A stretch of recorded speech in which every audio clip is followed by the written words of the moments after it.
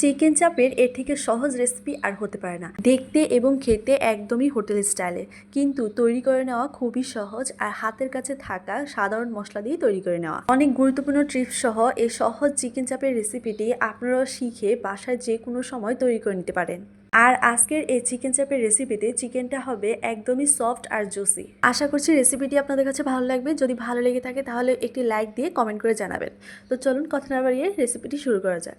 তো প্রথমে চিকেন চাপ তৈরি করার জন্য আমি 3 পিস চিকেন নিয়ে নিয়েছি। তো এখানে চিকেনের লেগ পিস 2টা আর ব্রেস্ট পিস একটা রয়েছে। তা আমি আপনাদেরকে দেখিয়ে দিচ্ছি কীভাবে ব্রেস্ট পিসটাকে কেটে নিতে হবে। তো মাঝখান দিয়ে ভালো করে চিড়ে পাতলা করে কেটে নিতে হবে। তারপর আবারও ছুরির সাহায্যে খুব ভালো করে পাতলা পাতলা করে কেটে নিতে হবে, যাতে মশলাগুলো খুব ভালো করে চিকেনের ভিতরে ঢুকতে পারে।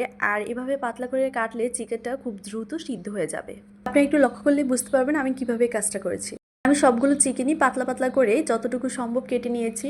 আগে রেস্টুরেন্টে সলিড মাংস দিয়ে চিকেন চাপটা তৈরি করতো, কিন্তু এখন এভাবে গোটা গোটা চিকেন চাপটা তৈরি করে। তো আমি এই প্রসেসটাই ফলো করেছি।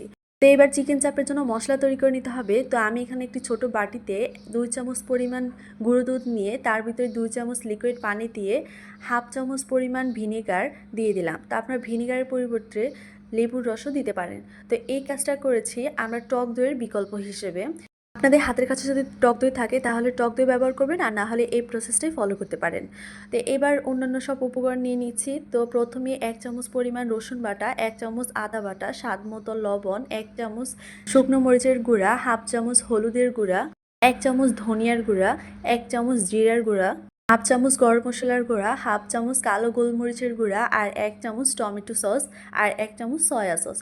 তা এখানে 2টা সসের পরিবর্তে যে কোনো একটা সসও দিতে পারেন। এরপর দিয়ে দিব 1 চামচ পরিমাণ সরিষার তেল, আর এখানে অবশ্যই সরিষার তেলটা দেওয়ার চেষ্টা করবেন। এরপর দিয়ে দিব তৈরি করে রাখা সেই বাটার মিল্ক, আর সবশেষে দিয়ে দিব 1 ফালির লেবুর রস।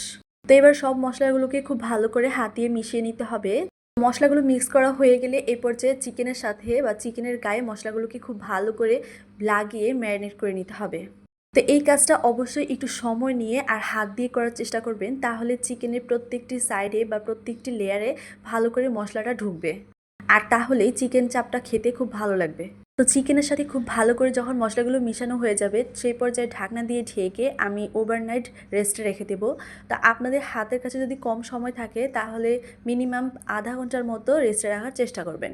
তো চিকেনটা রেস্টে রাখার পর আমি এখান থেকে 2 পিস চিকেন আপনাদেরকে ভেজে দেখাবো, আর 1 পিস চিকেন একটি এয়ারটাইট বক্সে রেখে ডিপ ফ্রিজে রেখে দিব। এটা হচ্ছে একটি ফ্রোজেন প্রক্রিয়া। আপনারা যদি চিকেন চাপটা ফ্রোজেন করতে চান তাহলে অবশ্যই এই পর্যায়ে করে নিতে হবে। আপনারা এইভাবে 6 মাসের মতো চিকেনটাকে সংরক্ষণ করে রাখতে পারবেন। চিকেন চাপটা ভেজে নেওয়ার জন্য একটি প্লেটে আমি হাফ কাপ পরিমাণ বেসন নিয়ে নিয়েছি। এবার তার ভিতরে দিয়ে দিব 1 চামচ মরিচের গুঁড়া আর সামান্য একটু লবণ। এবার সব কিছুকে খুব ভালো করে মিশিয়ে নেব। এবার 1 পিস চিকেন নিয়ে বেসনের ভিতরে দিয়ে ভালো করে কোট করে নেব। চিকেনের গায়ে খুব ভালো করে বেসনের গুঁড়োটা লাগিয়ে দিতে হবে, আর এক্সট্রা বেসনগুলো ঝেড়ে ফেলে দিতে হবে। তারপর চিকেনগুলো ভেজে নেওয়ার জন্য একটি প্যানে সামান্য একটু তেল দিয়ে গরম করে নিয়েছি। এবার তার ভিতরে চিকেনগুলো দিয়ে দিব। তো চিকেনের 2 পাশটা খুব ভালো করে কালার চলে আসা পর্যন্ত ভেজে নিতে হবে, আর অবশ্যই মিডিয়াম লো আছে ভাজতে হবে। আর আপনারা এই পর্যায়ে চাইলে ডুবো তেলেও চিকেনটাকে ভাজতে পারেন, কিন্তু আমি একটু হেলদি নাস্তা তৈরি করতে চাচ্ছি, তো সেই পর্যায়ে সামান্য তেল দিয়ে চিকেনটাকে ভেজে নিচ্ছি। মিডিয়াম লো আছে চিকেনটাকে ভাজতে আমার প্রায় 20 মিনিটের মতো সময় লেগেছে। আর এই পর্যায়ে চিকেনের 2 পাশটাও তো পারফেক্ট কালার চলে এসেছে এবং চিকেনটাও সিদ্ধ হয়ে গেছে। তো আমি এই পর্যায়ে চুলা থেকে নামিয়ে নেব। এই যে দেখতে দেখতে খুব সহজেই তৈরি হয়ে গেল চিকেন চাপের রেসিপিটি। একদমই ঘরোয়া উপকরণ দিয়ে তৈরি করা, কিন্তু খেতে এবং দেখতে একদম হোটেল স্টাইলের। আপনারা এই রেসিপিটি ফলো করে একদম ঝটপট যে কোনো সময় বাসায় তৈরি করে নিতে পারেন চিকেন চাপ। দেখুন চিকেন থেকে কিভাবে মাংসটা একদম খুব সহজে আলাদা হয়ে আসছে আর কতটা সফট এবং জুসি হয়েছে। আশা করছি আজকের এই সহজ রেসিপিটা আপনাদের সবার কাছে খুব ভালো লেগেছে। যদি রেসিপিটি ভালো লেগে থাকে তাহলে লাইক দিয়ে কমেন্ট করে জানাবেন। আর এরকমই যদি সহজ এবং মজার সব রেসিপি দেখতে চান তাহলে অবশ্যই আমার চ্যানেলটি সাবস্ক্রাইব করে পাশে থাকা বেল আইকনটি ক্লিক করে দেবেন।